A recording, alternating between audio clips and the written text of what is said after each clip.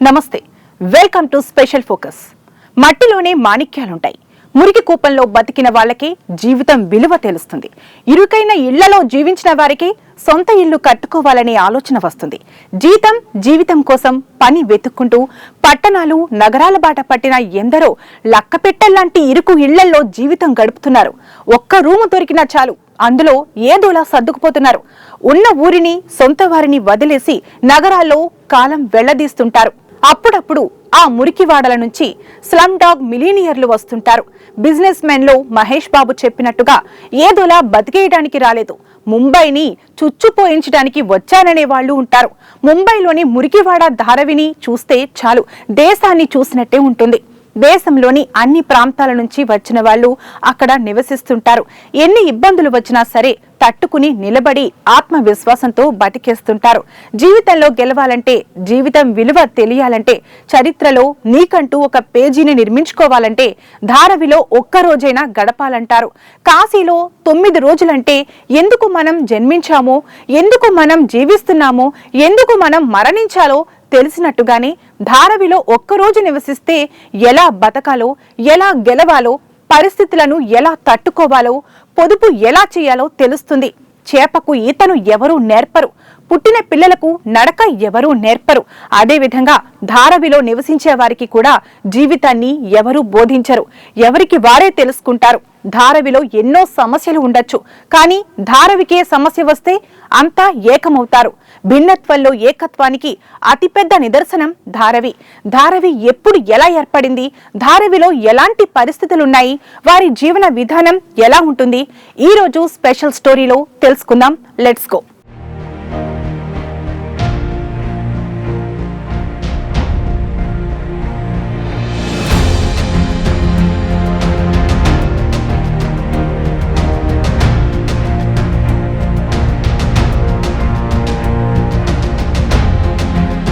ప్రపంచంలో అతిపెద్ద మురికివాడ ఏది అంటే ధారవి అని చెప్తాం. దేశ ఆర్థిక రాజధానికి ధారవి అతిపెద్ద ఆకర్షణ. 5 కిలోమీటర్ల ప్రాంతంలో విస్తరించిన ధారవిలో సుమారు 10 లక్షల మంది జనాభా నివసిస్తున్నది. అత్యంత జనసాంద్రత కలిగిన ప్రాంతంలో ధారవి కూడా ఒకటిగా నిలిచింది. దేశంలోని అన్ని ప్రాంతాల నుంచి వచ్చిన ప్రజలు ఇక్కడ నివసిస్తూ ఉంటారు. అత్యంత ఇరుకైన ఇళ్లకు ధారవి కేరఫ్ అడ్రస్. ఏ ఇళ్లు చూసినా 10 అడుగుల పొడవు, 6-7 అడుగుల వెడల్పుతో ఉంటాయి. ఒక్కటే రూమ్ ఉంటుంది. కింద ఒకటి, పైన ఒకటి, 2 అంతస్తులుగా ఇల్లు ఉండటమే ఇక్కడి స్పెషల్. బ్రిటిష్ కాలానికి ముందు ధారవి అనే మురికివాడ లేదు. కానీ 19వ శతాబ్దంలో బ్రిటిష్ పాలనా కాలంలో బొంబాయిలో పోర్టును అభివృద్ధి చేసేందుకు సంకల్పించారు. దీనికోసం ఆ ప్రాంతాన్ని ప్రత్యేకంగా అభివృద్ధి చేశారు. కొత్త కట్టడాలతో పారిశ్రామిక అభివృద్ధి కోసం కర్మాగారాలు ఏర్పాటు చేశారు. ఆ ప్రాంతంలో నివసించే జనాభాను బొంబాయిలో మురికిగా ఉండే ప్రాంతాలకు తరలించారు. ఆ ప్రాంతాన్ని బ్రిటిషర్లు పట్టించుకోకపోవడంతో క్రమంగా జనాభా పెరిగిపోయింది. రోగాలకు, ఆర్థిక అసమానతలకు ధారవి కేంద్రంగా మారింది. ఆ తరువాత కాలంలో ముంబైలోనే ధారవి ఆర్థిక పరిపుష్టిని సాధించిన కేంద్రంగా మారింది. ఇరుకైన ఇళ్ల మధ్యనే ప్రజలు అనేక చిన్న చిన్న కుటీర పరిశ్రమలను ఏర్పాటు చేసుకున్నారు. కుండల తయారీ, చేతి వృత్తుల పనులు, చర్మ పరిశ్రమలను ఏర్పాటు చేసుకున్నారు. ధారవి నుంచి ప్రతి ఏడాది 7,000 కోట్ల ఆదాయం లభిస్తుంది. అంటే ధారవి ఎంత ఆర్థిక పరిపుష్టిని సాధించిందో అర్థం చేసుకోవచ్చు. ధారవిలో తెలుగు, తమిళ ప్రాంతానికి చెందిన ప్రజలే ఎక్కువగా నివసిస్తూ ఉన్నారు. వేసవిలో వచ్చే మంచినీటి కరువు, వర్షాకాలంలో కురిసే వర్షాల వలన వచ్చే రోగాలు, వరదల ముప్పును ప్రతి ఏడాది ధారవి ఎదుర్కొంటూనే ఉంది. ప్రకృతి నుంచి వచ్చే సమస్యలను ఎదుర్కొని నేటికి ధారవి నిలబడింది అంటే ఆ ప్రాంతంలోని ప్రజలు ఎంత ఆత్మవిశ్వాసంతో ఉన్నారో అర్థం చేసుకోవచ్చు.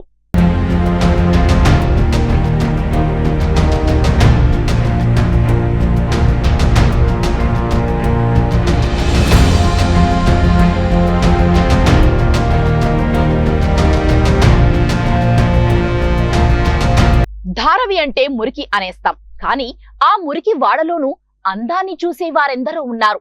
ఇక్కడ అందం అంటే భౌతిక పరమైనది కాదు, ఆత్మపరమైనది, మాణిక్యపరమైనది. మురికివాడ ధారవిలో టాలెంట్ కి కొదవలేదు. అవకాశాలు కల్పించాలే గాని కౌన్ బనేగా కరోడ్పతి కాగలరు కూడాను. విద్యలో టాప్ స్థాయిలో ఉంటారనడంలో సందేహం లేదు. సమాజం, సమిష్టి కుటుంబం అని చెప్పాలంటే ధారవిని చూపించాల్సిందే. ధారవి లేకుండా ముంబైని చూపించడం సాధ్యం కాదు. వేల కోట్ల రూపాయల విలువ చేసే భూమి ధారవి. రాజకీయ నాయకులు తలుచుకుంటే ధారావి లేకుండా చేయడం కష్టం కాదు. కానీ అక్కడి ప్రజలను కదిలించే శక్తి, ధైర్యం రాజకీయ నాయకులకు లేవు. కార్పొరేట్ వ్యవస్థలు ఏవీ కూడా ధారావిని టచ్ చేయలేవు. కార్పొరేట్ సంస్థలుండే జూహు లాంటి ఏరియాలతో పోలిస్తే ధారావి ప్రాధాన్యత జీరో. కానీ ముంబైలో ఏ పని జరగాలన్నా ధారావిలో ఉండేవాళ్లే చేయగలరు. ధారావి లేకుంటే ముంబైకి మనుగడ లేనే లేదన్నది వాస్తవం. అందుకే బాలీవుడ్ లో సినిమాలు తీయాల్సి వస్తే ధారావి ప్రస్తావన లేకుండా ఉండదు. రోజు గడిస్తే చాలు అనుకునేవాళ్లు కానీ రాజకీయాల తలరాతలు కూడా మార్చగలిగే సత్తా ధారావికి ఉంది. ధారావి ప్రజలు కోరుకునేవి పెద్దగా ఏముండవు. కలుషితం కాని మంచినీరు, వర్షం కురిసినప్పుడు నీరు నిలవకుండా డ్రైనేజీ వ్యవస్థ, ఆరోగ్యం కోసం ఆసుపత్రులు, ఇవి చాలని అంటారు ప్రజలు. మనిషి ప్రాథమిక అవసరాలను మాత్రమే అక్కడి ప్రజలు కోరుకుంటున్నారు.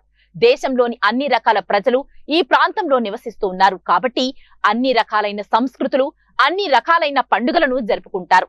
ఇక్కడ కులం, మతంతో పనిలేదు, మానవత్వం ఒక్కటి చాలు అంటారు ధారావి వాసులు. మురికి వాడలకు అలవాటైన జీవితాలు అక్కడి నుంచి బయటకు వచ్చేందుకు మనసొప్పదని చెబుతూ ఉంటారు.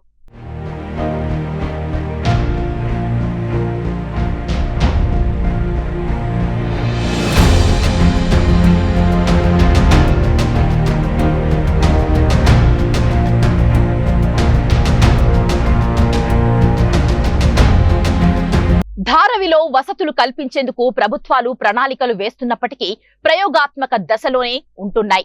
ముఖ్యంగా వాటర్ ప్లాంటేషన్, ఎలక్ట్రిక్ సరఫరా వంటివే ప్రస్తుతం మౌలికంగా సరఫరా చేస్తూ ఉన్నారు. ధారావిని అధునాతనంగా తీర్చిదిద్దాలని చాలా కాలంగా ప్రభుత్వాలు ప్రయత్నిస్తూ ఉన్నాయి.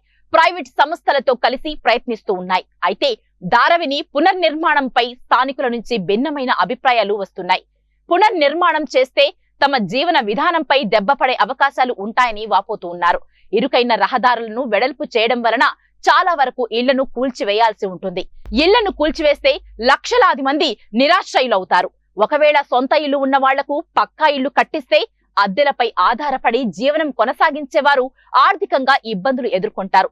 మరోవైపు తక్కువ రెంట్ ఉన్న గదిలో ఉంటూ కాలం వెలదీస్తున్న కుటుంబాలు రోడ్డున పడతాయి. వీటన్నింటినీ దృష్టిలో ఉంచుకొని పునర్నిర్మాణం అంటే స్థానికులు తీవ్రంగా వ్యతిరేకిస్తూ ఉన్నారు.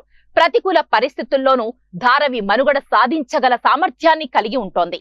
పునర్నిర్మాణం కంటే మౌలిక వసతుల కల్పనపైనే ప్రజలు ఆసక్తి కనబరుస్తున్నారు.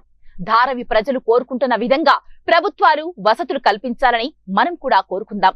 వీలైతే ధారావి కోసం మనవంతు సహకారం అందిద్దాం. ధారావిపై మరి మీరేమనుకుంటున్నారు? కామెంట్ చేయండి. ఇది ఇవాల్టి స్పెషల్ ఫోకస్. మరొక ఇంట్రెస్టింగ్ టాపిక్ తో మళ్ళీ కలుద్దాం. నమస్తే.